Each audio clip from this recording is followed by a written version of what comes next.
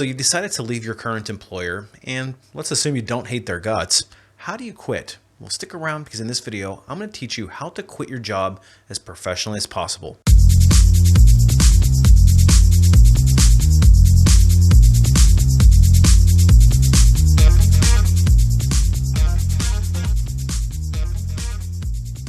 Hey everybody, it's Brian from Life After Layoff. Today I want to share with you how to quit your job professionally. Now I can already hear the peanut gallery saying you don't need to quit your job professionally, you should just give no notice and you should kick the planter over as you leave. But not so fast, because not every situation is toxic and we don't always have the terrible boss, etc. Sometimes we actually want to preserve the relationships and potentially ask for a reference at some point in time in the future, which could be pretty handy, or maybe even be a boomerang employee and come back if the new job isn't what it's cracked up to be.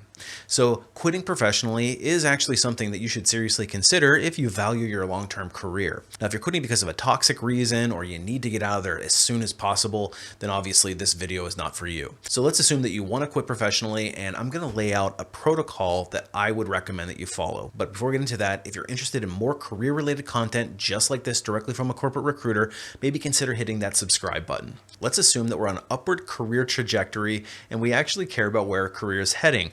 We want to preserve those relationships because those references and those referrals and those networks are so very valuable as you move forward in your career. The movers and shakers will pull you along with them if you're somebody that is deemed worthy. Of course, quitting our job professionally goes a long way to preserving those relationships. So how do you quit your job? Well, first things first, I would recommend that you have a compelling reason for quitting your job. If you're quitting your job and you can't give a clearly defined reason why you're taking a new position, you may want to rethink it just to make sure that it's the right decision for your career. Because sometimes the right job is actually where you are today, while you gain knowledge, skills, and abilities so that you can qualify yourself for the actual right job tomorrow. So make sure you got a good compelling reason, because if you're quitting for any random reason, your boss is going to remember that and they're probably going to hold it against you in the future if you think you might get rehired. And then you got to make sure that you've got a confirmed start date with the new employer. And what I mean by that is you should make sure you have an offer letter that's executed and signed, that you're in constant communication with their HR department about onboarding and moving forward. The hiring team seems very excited about you coming, and they're making all these plans for you to join the team. If that company's gone radio silent on you, they're not being responsive, you might want to make sure that you got a place to sit before you go and tender your resignation with your old employer. So make sure you got that confirmed start date. Furthermore, you want to make sure that you've got all of your pre-employment checks in order. So if you have to take a drug screen, make sure you get that cleared.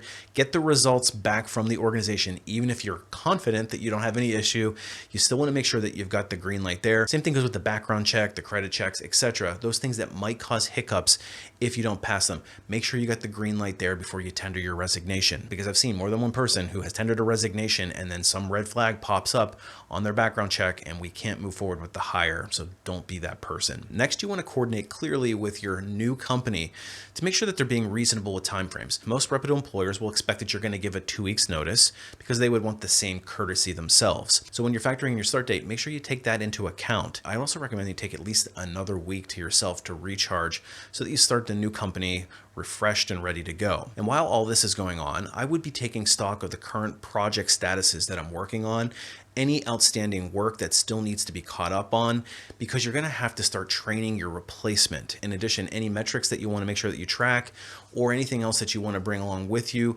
this is the time to start gathering all that stuff, because likely once you tender your resignation, they're going to shut off access to your systems and you may not have the ability to pull that stuff anymore. Now, of course, you want to be very careful not to take anything proprietary from the old company, especially those trade secrets. Those companies tend to not like when you do that, and you could get yourself into some legal trouble, which of course we want to avoid.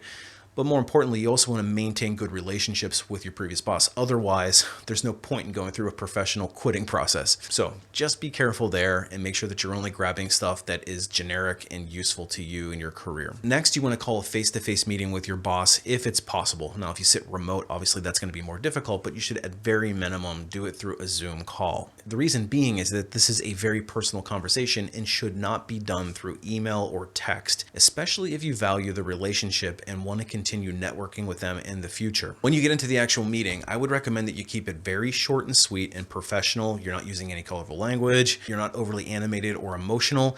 You're simply stating your intention that, as much as I appreciate working here, I'm going to have to tender my resignation and give a 2 weeks notice. Of course, your boss is likely to ask a bunch of questions about, well, why are you leaving? Where are you going? Etc. Especially if they're trying to retain you. This is where it gets a little tricky and complicated. It's best to just be very vague and just say something generic like, while I've appreciated working in this department and for you, this new opportunity offers me a better alignment for my long-term career goal. And that's all I would say. And as unfortunate as it sounds, I've heard more than one story about the old boss torpedoing the new opportunity by going behind the person's back and calling that new employer. So it's just best to be very vague. Don't tell anybody where you're going. And this goes for not just the boss, but anybody else in your department. Keep it above the cuff, keep it generic, and then let people know once you leave. And while you're in this meeting, it doesn't hurt to ask your boss for a reference and say, hey, it's been really great working with you, and I hope that you liked the work that I was producing here as well. Would it be possible to use you as a reference in the future should I need it? Because in that way, you'll know clearly how they feel about you too, and whether or not you might be eligible for rehire. And the next, I would present them with your own exit plan. And while it's not necessary, and it's certainly not your job, it's likely to be appreciated by your boss. And by being proactive, by presenting them with a list of the projects that you're still working on and the statuses of them, it'll help transition your work to a new person. And when you're going through your offboarding and you're training your possible replacement on all the stuff that you were working on, try to be as sincere as possible, because you have to keep in mind, this isn't necessarily about getting back at the company or getting back at the boss. The other people around you, in particular, your coworkers, are the ones who are going to be most affected. So keep that in mind. And to me, that's probably the most compelling reason why I would want to quit professionally, because I don't want to screw over my fellow coworker. Now, on a side note, when you do tender your resignation, you can expect that they may ask you to leave immediately. And honestly, I like that the best, because you get to leave with good conscience and you get an extra little bit of vacation time. So use it to your advantage, kick back, relax, and come to the new job completely recharged. And before you leave for your last day, make sure you thank your manager, you thank all of your coworkers, and make sure that you connect with the key people that you want to maintain relationships beyond this job. And so I'd recommend sending them a LinkedIn invite and telling them that you intend to keep in touch.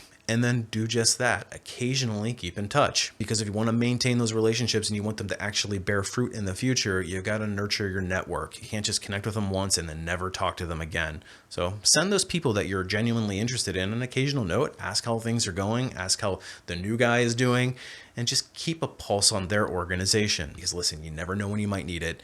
And in a very uncertain labor market, which I'm pretty sure we all have experienced at this point in time, having network connections that you can lean back on can be very, very beneficial. Anyway, that's how I'd recommend that you quit your job professionally. So hopefully you found some value in this video. But if you're looking to quit professionally, but you just don't have another job to go to yet, that's actually something that I specialize in. I've got a website called lifeafterlayoff.com.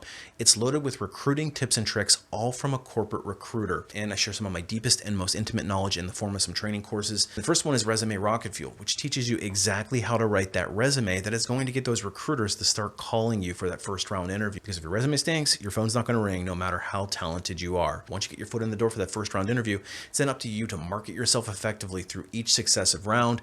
And that's where the ultimate Job Seeker Bootcamp comes in. We'd start with job search strategies and we work our way all the way through each round of the interviewing process until we land at the job offer. And then I teach you exactly how to make sure that you don't leave a dime on the table. That one alone is worth the price of admission. And oftentimes we can get that investment back to you in the form of a higher salary. But if you want to skip the recruiter altogether, that's the preferable way of getting hired. That's where Unlocking LinkedIn comes in. It is designed to teach you exactly how to get those recruiters to start noticing your profile, to start reaching out to you for those jobs, and more importantly, skipping the recruiter altogether. Because if you can get past the recruiter and right into the hiring process, that's the best way to get hired. So you have to leverage those targeted networks to your advantage. Check out Unlocking LinkedIn if you need help there. And I offer some private one-on-one coaching if you think you need a little bit more specialized help. Anyway, if you're tendering your resignation, it sounds like you may have had some luck in your job search. So congratulations. Appreciate you watching. We'll see you on the next one.